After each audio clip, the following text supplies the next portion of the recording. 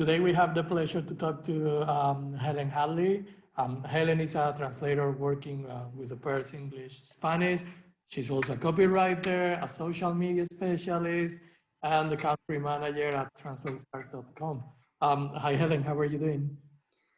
I'm fine, thanks. I've just finished a pretty big project, so I'm feeling a bit more relaxed.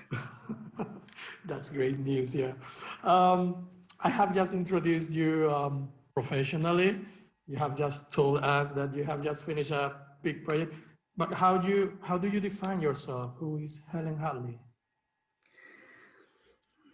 That's a difficult question. A lot of people, when I'm not in front of the computer, a lot of people would say I'm a foodie, especially my friends and family here in Spain. I'm not sure I'm a foodie, but it is true that I do spend a lot of time eating out in bars and restaurants, or at least I did before March. In fact, it's something that I probably do a lot more of here than I do back home in England, because I think here it's such a big part of the culture. And it's also been a great way for me to improve my Spanish. Because when I came here 8 years ago, my Spanish was okay, but it needed work. And I think meeting up with friends on a regular basis and listening to them and talking about pretty much anything from politics to, you know, people's personal relationships. My Spanish, not only my Spanish, but also my knowledge of things that are going on in Spain has really improved. So yeah, probably I would say when I'm not sat in front of the computer, you can find me eating. So you are a translator and a foodie. It's curious and it's interesting because, of course, yeah, when you go to restaurants, bars, first of all, you have many challenges because in Spain, at least compared to England or what I have experienced in England, you don't have that much noise, and you have to another challenge, which is listen to so many different accents. Of course, that happens also in England, but so many different accents from the waiter or waitress to the people sitting next to you. So yeah, a lot more so when I was living in Madrid, because obviously Madrid is a melting pot. There you get people from not only from other parts of Spain, but from Latin America. So yeah, it was a challenge at first, but after a while, you get used to it. No, but that's a good place to learn or to improve, not to learn, but to improve your skills. As we were saying or talking, you are based in Spain. You're a freelancer and based in Spain. What are the main challenges for you? First, working as a freelancer, and second, working in Spain. I would say the most difficult part about being a freelancer in Spain is probably all of the admin that you have to do to become a freelancer here. Everything that you need to know about taxes, which is pretty complex. I actually have someone to help me with my taxes, because if I didn't, then it would take up probably 3 or 4 days out of every month just doing invoices and tax returns and hundreds of other things that you have to do. So I think at first for me, the biggest challenge was trying to understand exactly what I needed to do in order to become a freelancer. Apart from that, I haven't really experienced, well, I say I haven't experienced any challenges being a freelancer in Spain, because when I became a freelancer, I'd already been living here for a few years. So from a language point of view, I didn't really find it too difficult. But obviously as a freelancer, you kind of never know what each month's going to bring, or at least you don't at first. But what I tried to do was, before I actually became a freelancer and had to start paying my monthly fees, I I tried to make sure that I at least had some guaranteed work every month. So I was kind of, when I finally became a freelancer, I knew that I was going to have some money coming in. So I wasn't going to be paying more in taxes than I was going to be earning, which I think is important, at least here in Spain, because you have to pay no matter whether you get work or not. It's not that way in England. No, in England, you pay depending on how much money you earn. And that's more logical. What you were describing, I mean, all of those who have been freelancers in Spain, myself included, we have gone through the same pains. So having to pay someone to do your taxes and things, because it becomes so complicated when you add VAT. I don't want even to think about it. Now in Germany, things are easier. Here, it's the same system as you are describing in England. So you pay when they see how much you have made, they apply you a percentage, and I agree with that. It's okay. If I make a lot, I pay a lot. If I don't make, I don't pay anything. So yeah, I mean, it's at least I see it logical. But in Spain, it's hard because first of all, understanding it's quite complicated, even for native Spanish speakers, and then it's you need to start paying, which the basis is now it has changed. It's €50 at the beginning, but it's like 250 something. So it's crazy thing if you're at your first clients or customers. Do you think it's an advantage to work in Spain at the same time? At the time of finding customers to work with, as they are probably more interested in translating into your mother tongue, or would you recommend other people to leave the country, for example, England, and find their niche somewhere else? I think it's definitely easier to find private clients. Agencies, I'm not so sure. I think with agencies, you can do pretty much everything online, but when it comes to private clients, at least in my experience, I've found most of them through networking here in Spain, or through other contacts in the translation industry. As far as recommending that people move, I think at least during the first years of working as a translator, it's an advantage being in the country of your source language, or being in a country that speaks your source language. Because when I finished my master's degree, if I would have stayed in England, I don't think my Spanish would be anything like at the same level that it is now. So I think as far as the quality of your work goes, it's important, not just in terms of finding clients, but in terms of offering them a quality service. I think if you make them move abroad for a couple of years, I think, in terms of your translation skills, there's definitely big benefits. Absolutely, I agree with you. As you have mentioned, you have studied in England and Spain. What are the main differences between the systems in the two countries that you have found? Oof. So many. Where do we start? I would say the biggest difference I found was when I was studying in Spain, all of the teachers were Spanish.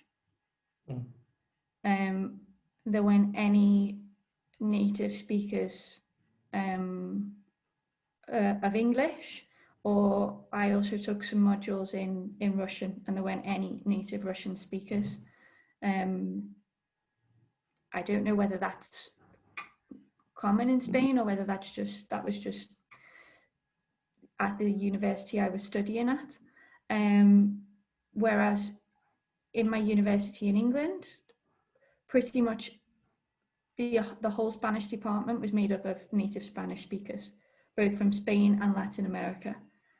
And then the other big difference I found was the projects that we were given to do were a lot more practical in the UK than they were in Spain. In Spain, there was a lot of writing essays about translation theory. And in the UK, there was a lot more pure translation exercises. So yeah, I'd say the UK was a lot more practical. There was still theory, obviously, but there was a lot more. There were a lot more practical exercises than in Spain. Yeah, I also studied in England. Actually, I think near where you studied, I think you studied in Durham, and I studied in Hull. So we were more or less close. And yeah, there I found it. I mean, I found that the system was great because they made you, sorry, they made you research, investigate, and then apply what you had learned to something. So it was, as you were saying, really practical, and I love that way of working. So I strongly recommend people who can ask for an Erasmus scholarship to go to England and try by themselves the feeling of studying there and learning there, which is completely different to Spain. And I also had that very few native speakers of English when I was studying at the university in Sevilla. And yeah, I mean, it's most of the faculties usually Spanish people. Actually, they are usually from Spain. And yeah, it's usually because the requirements to get the position are usually very high, and also let's say that somehow, even if not just for Spanish people, but it's difficult to understand the process. So I think like most of the professors at university usually come from Spain because it's easier for them to understand the whole process. But yeah, we should change something and be more open. Last two questions. I'm not going to give you a lot of time here. One related to inclusiveness in language, because this is becoming a more important issue or topic these days. How are you living that as a translator? Is it something that the customers ask you to deal with, or are they aware of it? Is it something that you recommend them to be aware of? I think it's something that, especially this year, after certain things that have happened, it's something that a lot more people are aware of now. And I have had some clients ask for me to use inclusive language in my translations. But I think it really, really depends on the industry that you're working in. I think if you're a legal translator, you're unlikely to come across a request for inclusive language. But I think it is something that we need to be increasingly aware of. Again, obviously depending on your specialty, because there may be some specialties that don't require it at the moment. And I did actually have a client recently who I thought would benefit from it using inclusive language. And they were completely unaware of what it was. But seeing as it was kind of to do with the media, I think it's beneficial for them to use inclusive language. And I think as translators, it is maybe something that we could make our clients more aware of if we think it's necessary. Because I think depending on where your client's based, they may not be aware of it because it might not be something in their culture that's currently, a big issue. But obviously in English speaking cultures it is right now. So in order for them to produce quality translations, I think it's something that we should be making them aware of and be prepared to offer. Yeah, completely agree. Yeah, and yeah, it's becoming more and more important in all languages, not just Spanish or English, but yes, it's getting everywhere. So happy about that. Last question. As a freelancer, which are the 3 tools, apps, or websites with which you could no longer live without? I mean, which are the ones that you use every day or that you need to make your life easy? In terms of translation, I would say Trados. I couldn't live without Trados. And then I started using it when I was doing my master's, but I still use Pros or a lot because I think the terminology forums are really useful. You can find answers to pretty much any question in the industry on there, and you can also get access to some really good courses as well. And some tools I've started using recently that have helped me to organize my time are, I don't know if you've heard of Monday.com. It's a project management tool. One of my clients introduced me to it, but I found it really useful in terms of organizing deadlines and when people need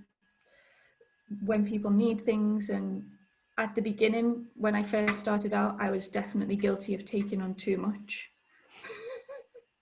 And working until the small hours because I didn't know when my next project was going to come in. But yeah, I think the project management software, there's a lot of different tools out there for different budgets, but they really help you to organize your time and to not overload yourself. So yeah, I would say those three. No, that's fantastic. Yeah, like you, I discovered these project management tools when I came here to Germany and started working here, and found them fantastic. And even more if you need to organize teams and to have different people, that's absolutely great. And I will say we don't use Monday, but I know it. We use Asana, which is pretty much the same thing. And yeah, I wouldn't live without it. And I recommend people to take a look to at it because I mean they usually have a free version, so they can use it. And if they're working even with a colleague or something like that, it's super useful. Helen, thank you very much for your time. Thank you. Pleasure talking to you and learning about more about the profession, about the difference between England and Spain. And well, see you in the TranslaStars.com, and we wish you the best. Thank you. Thank you. Have a nice day. You too. Bye. Ciao, ciao.